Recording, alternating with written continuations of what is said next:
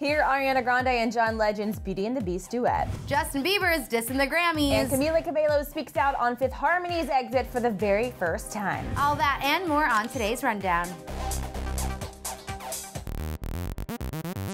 Hey guys, the Grammys are coming up. I'm so excited, my favorite award show of the year. Guess who The Weeknd is bringing? Oh. Spoiler alert. Gotta think about that one for a minute. But before we get into all that drama, let's talk about Louis Tomlinson getting back together with his ex-girlfriend.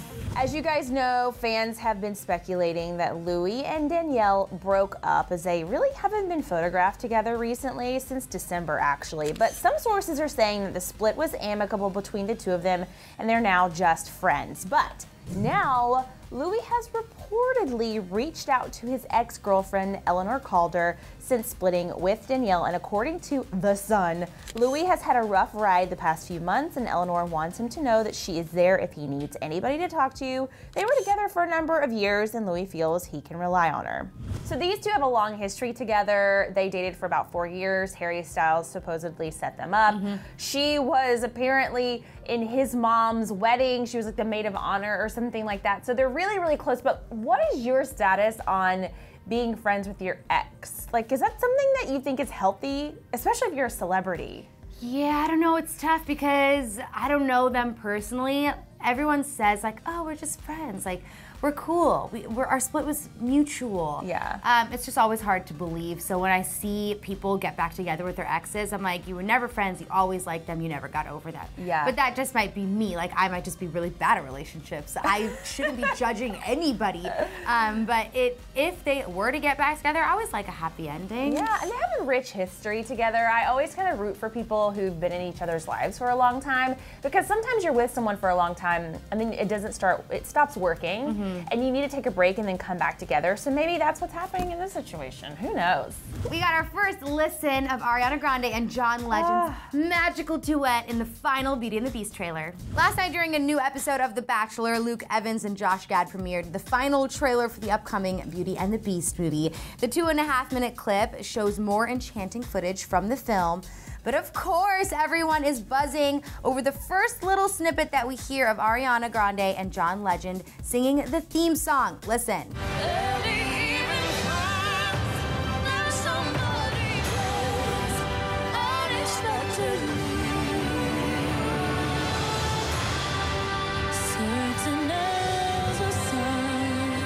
The original theme song was sung by Angela Lansbury in the original 1991 movie, but then on the soundtrack it was done by Selena and Bieber Bryson. That's one that got obviously very popular. Other standout clips from the final trailer feature Emma Watson and Dan Stevens showing Belle's life in the village, her interaction with all of the castle servants, and cute. Belle nursing the beast back to health. Not to mention we get a glimpse at that iconic ballroom scene and Belle dancing in her yellow gown. I honestly want to be straight up right now. I wasn't that excited for this movie until last night. Yeah, it just, something about it, didn't look okay to me. Like, it's so hard to explain, but when I saw The Jungle Book, right, because obviously Disney's on this trend of live action movies. Yeah. Right, so these are classics, which is already scary. The Jungle Book was fantastic in my opinion, which if anything would be hard, it'd be The Jungle Book, right? And they're coming out with a Lion King live action, obviously. But something about The Jungle Book, I just like bought it. I was like, oh, these are all animals, it's cool, whatever. I was looking at the Beauty and the Beast motion posters, and something about them just looked like kind of like glossy and weird to me.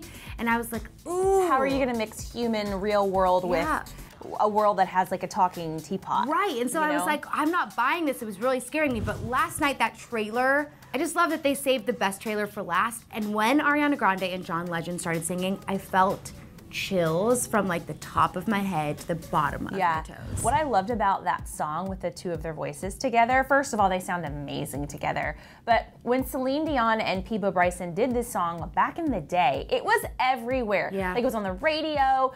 Celine Dion also did like the soundtrack for the Titanic. That song was everywhere. It's been a minute since there's been a real song. I mean, if you count Taylor and Zayn for 50 Shades Darker, but I don't. It's kind of like a pop song. Right. But to redo such an epic, beautiful song like and have a classic song. A classic sounding song, I was so blown away at how good they sounded together. You guys know how obsessed I am with Zendaya. This girl is one of the best women in Hollywood. She's so talented. She has such a big heart. And now I love her even more. I didn't know it was possible because she is actually giving a modeling career to a girl online who was cyberbullied. So over the weekend, Zendaya stumbled upon an account called IllisZ. It's a girl who was a recent victim to body shaming by a man on Twitter. So Zendaya then offered her a modeling gig for her clothing line, Daya by Zendaya. She tweeted out, "Stumbling across this stupid she is as fine as hell, head to toe, and guaranteed doesn't know you exist, my man. As for her, slay on queen." Then she went on to say, "Can we find her? I'd love for her to be a Daya by Zendaya model." Then fans helped her find the girl whose name is Sierra. Then Sierra tweeted, "I'm really speechless right now because becoming a plus size model has been my #1 goal." What I love about her clothing line is that it ranges from a size 0 to a size 22. So literally every woman in the world could probably fit into something that Zendaya has in her collection. And the fact that she would go out of her way on social media to find someone to give them a career after they've been bullied online publicly, this is gonna change this girl's life forever. I know, it just takes so much to be so young and so wise and just like class act. Yeah. Like, way to be such a great role model, because she has fans that are a lot younger than her and a lot older than her, because she keeps proving that she is so mature. Yeah. And I just think it's awesome. I just think, like, you see that and you could say something, but take it one step further and literally make this girl's dreams come true. It actually makes me a little emotional, because I just think it's so important to have people like that in the world at such a crazy time right now. Just like, that's so nice. It's just so nice. I want more Zendayas in Hollywood. Yeah. Well, we had to bring you some drama. So Justin Bieber is reportedly not attending the Grammys. Despite being nominated for 4 awards that night, a TMZ source is saying that Justin doesn't think the Grammys are, quote, relevant or representative, especially when it comes to young singers. Also not showing up is Drake, and he has 8 noms because he'll be on tour in Europe, which is understandable. And Kanye, who also has 8 nominations, isn't showing up either. So I can understand Drake and Kanye maybe not showing up. Obviously Kanye's been through it a little bit, and Drake is on tour. Understandable. Justin saying that the Grammys isn't relevant, like, to each their own, but you are in the music industry. The Grammys, however important to you or not, is still relevant to your career. Honestly, so we have a lot of young audience members here on Clevver, and the Grammys is our most watched night of the year. More people watch Clevver that night than I think maybe any other night of the year, so I think he's wrong. I think it's actually super relevant, and it's such a great show. There's so many entertainers coming together, and when else can all of these artists, who in every different genre you can think of, come together, perform together, hang out together, get to know each other. I think it's a really special night, so I'm really sad that Justin is saying that. Something tells me, though, that Justin maybe isn't going because, hear me out, he knows that Selena Gomez is probably gonna go. Right. And he knows that she and The Weeknd are now dating. Yeah, remember when they asked him if he listened to The Weeknd? He was like, nah, that's whack. Yeah. And it's like, okay, are you gonna go to the Grammys? No, it's not representative of my career. You're nominated for 4 awards. Like, obviously it represents you just fine. Yeah, so something tells me he doesn't wanna go because he doesn't wanna put himself in a situation where he's gonna have a confrontation, where he's gonna have to see her with him, because that would be so hard, because you know Selena and Justin have this thing for each other that they can't quit. They just can't quit each other. Remember, was it at the Grammys that those two were photographed when she was wearing that red dress and like all those, like, one of those first pictures when they went to the Grammys together? Oh, when they were really young? Yes. Yeah, I think that was the Grammys. So they have a long history. Memories. At the Grammys. I think that Justin's covering up what he really feels. Oh, well, now I kind of feel bad for him. I do too, but not really, because, I mean, he needs to get over it. Yeah. Well, Erin, you are 100% right, because The Weeknd has officially added Selena Gomez's name as his +1 to the annual Clive Davis party the night before the Grammys. So I'm assuming they're probably gonna be hanging out the entire weekend. And The Weeknd is also performing at the Grammys, so I'm sure she'll be cheering him along. Well, Camila Cabello performed yesterday for the first time, or maybe it was the day before. We talked about it yesterday on DHR. She sounded amazing when she performed with Machine Gun Kelly. And now today we're getting kind of our first sneak peek into what she was thinking on her exit from Fifth Harmony. So Camila was talking to BBC Radio 1. She's promoting her song with Machine Gun Kelly, Bad Things, and she was asked about her exit from 5H for the first time. And she said, obviously being here is incredible. It was incredible then, it's going to be incredible now. It's all love, it's all music. So you can tell she's really trying to play this safe. She doesn't want to upset not only the fandom, who are very passionate, but she doesn't want to upset the girls. I do think that there is a part of her that thinks this was a business decision. It wasn't a personal decision for her. So I don't think she wants to defame the group. She doesn't want to say bad things about the girls. I think this is kind of like a classy way to not answer the question, because she definitely didn't answer it. Right.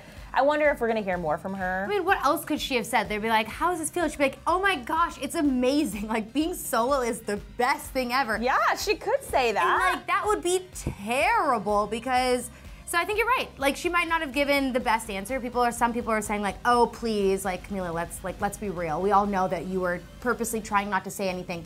But like, really, what else could she have I think said? she's gonna open up a lot more coming soon. Probably before the end of the year, we'll get like a full her side of the story.